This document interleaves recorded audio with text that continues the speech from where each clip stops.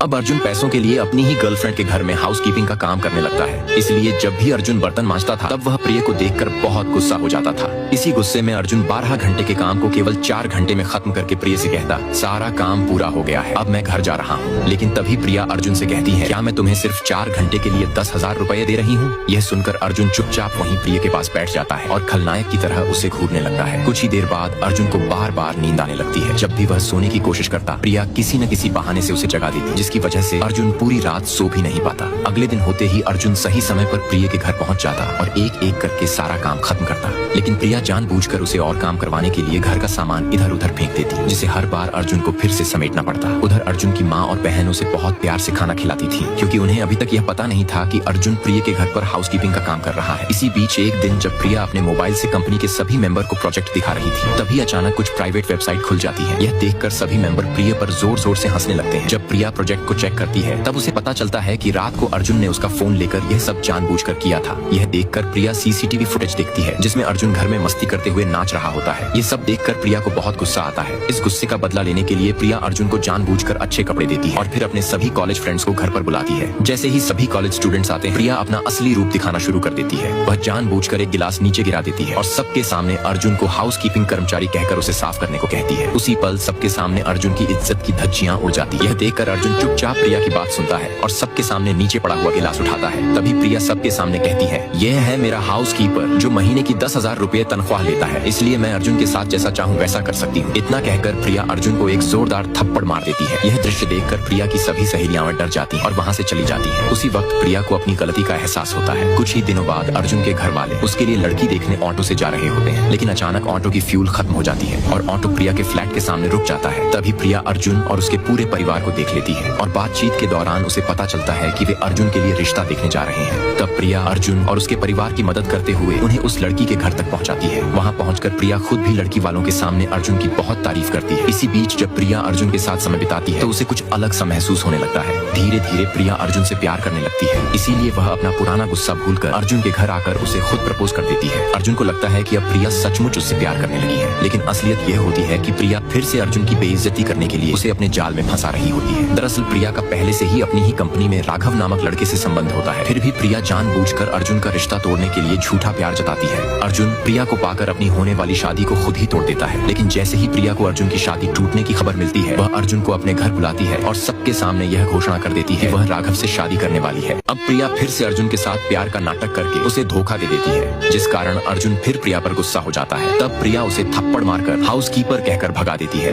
बेचारा अर्जुन बार बार धोखा खाते खाते पूरी तरह टूट जाता है।